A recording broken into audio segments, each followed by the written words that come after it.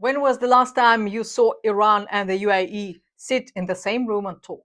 That happened this week in New Delhi, and the headline was BRICS fails to agree.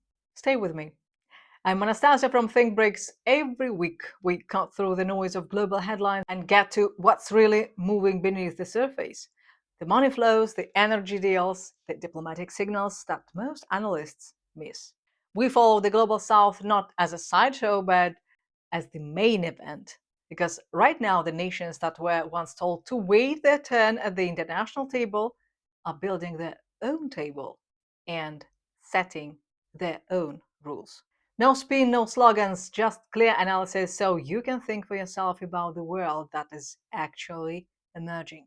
Today, we are covering 4 critical BRICS developments from this week, 4 pressure points where the multipolar world is hardening into reality. 1. A diplomatic impasse in the MENA region that looks like failure on the surface and reads like evolution if you look closer. 2. The BRICS push for resource sovereignty, food, energy, and finance, and why it is no longer theoretical. 3. The rise of a genuinely multipolar space race with a twist nobody saw coming 12 months ago. And 4. India's 2026 chairship and how it is shifting BRICS from a geopolitical bloc into something that touches the daily lives of 3.5 billion people. Let's get into it. On April 23rd and 24th of this year, deputy foreign ministers and special envoys from all 10 BRICS member states gathered at Bharat Mandapam in New Delhi. The meeting was chaired by India's Secretary for South, Dr. Neena Malhotra. On the agenda, the ongoing conflict in the Middle East, specifically the Gaza situation, the role of United Nations agencies, including the United Nations Agency for Palestine Refugees, and attacks on UNIFIL peacekeepers in Lebanon. Now, here is what the Western press ran with. The meeting ended without a traditional joint statement. Instead, it produced a chair's statement, and that, according to the dominant narrative, made it a failure, a sign of internal division, of BRICS falling apart under pressure. But here is what that framing completely misses. BRICS today includes Iran, which has been directly targeted by US-Israeli military strikes since February 28th of this year, and the United Arab Emirates, which has felt the reverberations of regional counterattacks on its territory and economy. These are 2 nations on structurally opposite sides of the most volatile conflict zone on Earth, and yet both sat in the same room at the same table for 2 days. The substance of what was discussed is significant. The bloc called for an immediate cessation of hostilities. It called for a return to political and diplomatic engagement. It reaffirmed the importance of United Nations RWA operations, and it stated clearly that attacks on United Nations peacekeeping forces are unacceptable. Full stop. Western blocs often paper over genuine disagreements with vague consensus language that falls apart the moment it's tested. What BRICS did here is different. It acknowledged the complexity honestly, found common ground where it exists, and kept the conversation alive between parties who, in any other forum, would not be at the same table at all. A bloc that can keep rivals talking through an active regional war has demonstrated something that matters more than a joint communique. Diplomacy provides the framework, but economic independence is the engine, and right now that engine is being rebuilt in real time. Now step back. What's the real leverage here? The conflict in Iran, which began on February 28th, hit global commodity markets hard. Fertilizer chains disrupted, energy prices spiked. India alone absorbed an estimated $4 billion in additional monthly costs. That pressure is exactly why this month Deputy Secretary of Russia's Security Council Alexander Maslenikov put 2 things on the table: a brand new proposal for shared BRICS food reserves, a strategic buffer against supply shocks, and a renewed push for the grain exchange, which many of you will remember from our earlier coverage. The Iran disruption has made that second proposal far harder to dismiss. Direct producer to buyer food channels, independent pricing, no dollar intimidation. What was a long term ambition 6 months ago is now an operational conversation. Same logic on energy. A BRICS reserve co owned by importers and exporters, plus small scale refineries designed to be sanction proof. And on finance, we walked through the CBDC architecture in January. The update this week is that energy and food trade are now named as the first live use cases. This is the dollarization agenda moving from rhetoric into plumbing, not one dramatic announcement, but a series of interconnected infrastructure decisions that over time make the dollar optional rather than obligatory. Here is the thing: the support for Think BRICS comes straight from readers, not companies or interest groups. This kind of work matters to some people, maybe you do too. If you can, please support us with a super thanks or through our Buy Me a Coffee page. You will find the details below. Thank you. Now, space. Now, if economic sovereignty is about who controls the ground beneath your feet, resource sovereignty, then what BRICS is doing in space is about who controls the ground above your head.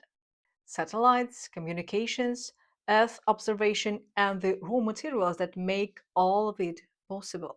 So, who really wins from what's happening in the BRICS space program? Let me show you. At the 17th BRICS Summit in Rio de Janeiro in July 2025, member states endorsed the establishment of a permanent BRICS Space Council, following a proposal originally introduced by Russia and strongly supported by Brazil and South Africa.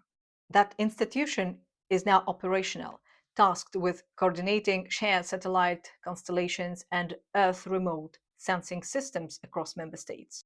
The collective infrastructure here is staggering. The BRICS plus nations between them operate 9 orbital spaceports. They control approximately 72% of the world's rare earth metal reserves, the foundational materials for every satellite, every propulsion system, every communications array on orbit today. This matters strategically because rare earth control is a kind of a silent veto over global space economy. Nations that lack access to these materials or access to the countries that hold them face a structural ceiling on their space ambitions. But this is where the BRICS story gets genuinely different from what came before. The US Russia space race of the 20th century was fundamentally a military competition. Prestige, surveillance capability, nuclear deterrence from orbit. The current Western approach, the Artemis program, largely follows that security oriented logic. The BRICS approach is built around a different organizing principle. The International Lunar Research Station, ILRS, is a Russia China joint initiative that has already attracted 17 partner states and over 50 research institutions. It is explicitly framed as a public good: shared data, open research, collaborative development. And then there is India's Shakti SAT program. Scheduled for launch in 2026, this mission is training 12,000 girls from 108 countries, including every BRICS Plus state, in satellite design, engineering, and programming. Think about what that represents structurally. The 1960s space race produced astronauts and engineers from two nations. The BRICS space program is producing a global generation of aerospace technicians from Ethiopia, from Indonesia, from Brazil, who did not exist in this field before. That is a compounding advantage that only grows over time. China's Tiangong station is offering autonomous research opportunities to international teams. The UAE's HOPE probe is sharing its Martian atmospheric data openly. Each of these choices reflects a deliberate vision of what space should be: a commons, not a competition. Geopolitics and economics and space are all important. But India's 2026 BRICS presidency is doing something that often gets overlooked in coverage of this bloc. It's connecting all of that strategic architecture to the actual lives of the 3.5 billion people who live inside it. India's chairship theme, building for resilience, innovation, cooperation, and sustainability, sounds like a slogan until you look at what launched on April 15th. The BRICS mission for healthy lifestyles and a coordinated mental health and wellness program backed by all member states. Non communicable diseases are now the leading cause of death across nearly every member state. Mental health is one of the largest drivers of lost productivity globally. Pooling data and policy frameworks across 10 nations gives each of them scale they simply can't achieve alone. Beyond that, BRICS is building an integrated early warning system for infectious diseases and a tuberculosis research network, the institutional memory the bloc lacked when COVID hit. And India is threading its own digital infrastructure, the Aadhaar identity system and the UPI payment rails into healthcare delivery so that continuity of care reaches the most remote communities in the bloc from Ethiopia to Indonesia. If the previous 2 years were about expanding the bloc's membership, 2026 is about deepening its meaning. So let's pull this together. Iran and the UAE kept talking. Food and energy reserves are moving from idea to infrastructure. 12,000 girls across 108 countries are learning to build satellites. And India is connecting all of that to the daily health of 3.5 billion people. None of this made the front page, but taken together, it sketches the outline of a world that is reorganizing itself, not with a single dramatic moment, but decision by decision, institution by institution. The chair's statement from New Delhi may not look like history. Give it time. Thanks for watching.